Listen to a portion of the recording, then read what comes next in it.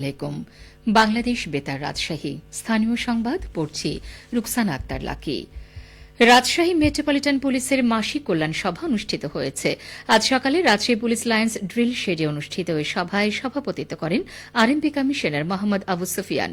সভায় বিভিন্ন স্তরের পুলিশ সদস্যদের সমস্যা ও কল্যাণমূলক প্রস্তাবনা তুলে ধরা হয়। পুলিশ কমিশনার প্রস্তাবনাগুলো পর্যালোচনা করে বাস্তবায়নে সংশ্লিষ্ট কর্মকর্তাদের নির্দেশ প্রদান করেন। এ সময় তিনি অফিসার ও ফোর্সদের উত্তম পোশাক পরিধান করা, স্বাস্থ্য সচেতনতা, পরিষ্কার পরিচ্ছন্নতা এবং জনসাধারণের সাথে উত্তম ব্যবহার সহ বিভিন্ন দিক নির্দেশনামূলক বক্তব্য প্রদান করেন। এছাড়াও পুলিশ সদস্যদের নিজের জানমালের নিরাপত্তার পাশাপাশি অর্পিত দায়িত্ব নিষ্ঠা ও পেশাদারিত্বের সাথে পালনের জন্য নির্দেশ প্রদান করেন। সভা শেষে রাজশাহী মেট্রোপলিটন পুলিশ থেকে অবসর গ্রহণ করা সদস্যদের সম্মাননা জানানো হয়।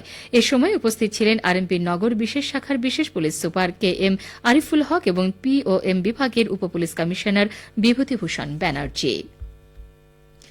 রাজশাহীর পবা উপজেলা পরিষদ মিলনায়তনে আজ সকালে অভ্যন্তরীণ অভিবাসী বিষয়ক অ্যাডভোকেসি সভা অনুষ্ঠিত হয়েছে। সভায় সভাপতিত্ব করেন পবা উপজেলা নির্বাহী অফিসার সোহরাব হোসেন। সভায় বক্তারা সামাজিক নিরাপত্তা বেষ্টনীর সেবা প্রদানের মান উন্নয়ন, স্থানীয় পর্যায়ে জনগণের চাহিদার সঙ্গে সেবার সমন্বয় এবং অভিবাসী পুরুষ ও নারীর বিশেষ চাহিদাসমূহ চিহ্নিত করে তাদের উন্নয়নে কার্যকর পদক্ষেপ নিয়ে আলোচনা করেন। পবার হরগ্রাম ইউনিয়ন পরিষদের চেয়ারম্যান আবুল কালাম আজাদ সহ উপজেলার বিভিন্ন অফিসার, অভিবাসী নারী পুরুষ ও সাংবাদিকগণ উপস্থিত ছিলেন। নাটোর জেলার চলনবিল এলাকায় সমলয় পদ্ধতিতে বোরো ধান চাষাবাদের জন্য প্রস্তুত বীজতলার চারা রোপণ উপযোগী হয়েছে। সিংড়া উপজেলার বালুভরা এলাকায় সমলয় স্কিমে ৫০ জন কৃষকের ৫০ একর জমিতে একযোগে চারা রোপণ করা হবে। সমলয় পদ্ধতিতে বোরো ধান আবাদের জন্য কৃষি বিভাগ ১৩,৭৪,০০০ টাকার প্রণোদনা বরাদ্দ দিয়েছে। প্রণোদনা উপকরণের মধ্যে রয়েছে আধুনিক পদ্ধতিতে ট্রেতে চারা উৎপাদন, রাইস ট্রান্সপ্লান্টারে চারা রোপণ এবং কম্বাইন হারভেস্টের ধান কর্তন সুবিধা ছাড়াও প্রয়োজনীয় সার প্রদান। সিংড়া উপজেলার বালুভরা এবং নিঙ্গইন এলাকায় ৪৫০টি ট্রেতে উচ্চ ফলনশীল বোরো বৃধান ৯২ জাতের বীজতলা তৈরি করা হয়েছে। কুয়াশার হাত থেকে রক্ষা প্রদানের জন্য বীজতলার ট্রেগুলোকে পলিথিন আচ্ছাদিত করে রাখা হয়েছে। চলতি সপ্তাহে এই চারা রোপণ করা যাবে। কৃষি সম্প্রসারণ অধিদপ্তর নাটোর জেলা কার্যালয়ের উপপরিচালক মোহাম্মদ আব্দুল ওয়াদুদ জানান, সিংড়া উপজেলা ছাড়াও জেলার বড়াইগ্রাম উপজেলায় সমলয় বোরো স্কিমের জন্য সরকার বরাদ্দ প্রদান করেছে। বড়াইগ্রামেও ৫০ একরের স্কিম তৈরির প্রস্তুতি চলছে।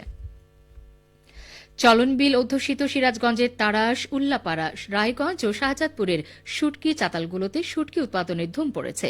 বিল অঞ্চলের বাজার ও আড়তগুলো থেকে বিভিন্ন প্রজাতির মাছ সংগ্রহ করে অস্থায়ী চাতালে আনা, পরিষ্কার করে শুকাতে দেয়া ও সংরক্ষণে ব্যস্ত সময় কাটছে শুটকি উৎপাদনকারীদের। মৎস্য ভাণ্ডারখ্যাত সিরাজগঞ্জের চলনবিলে বর্ষা মৌসুম থেকে শুরু করে শুষ্ক মৌসুম অবধি পর্যাপ্ত পরিমাণ ছোট বড় মাছ পাওয়া যায়। এই সময়ে বিলের পানি শুকিয়ে গেলে ধরা হয় পুঁটি, টাকি, বল সহ নানা প্রজাতির ছোট বড় মাছ। এই মাছের একটি বড় অংশ দিয়ে প্রতি বছরেই শত শত অস্থায়ী চাতালে তৈরি করা হয় শুটকি। এখানে উৎপাদিত শুটকি গুণগত মানে ভালো হওয়ায় চাহিদাও রয়েছে দেশব্যাপী। এখানে উৎপাদিত শুটকি দেশের বিভিন্ন জেলা সহ দেশের বাইরেও বিক্রি হয়। সিরাজগঞ্জ জেলা মৎস্য কর্মকর্তা বলেন, চলনবিলের মিঠা পানির মাছ দিয়ে উৎপাদিত শুটকি ভালো মানের হওয়ায় এর সুনাম দেশ ও বিদেশেও রয়েছে।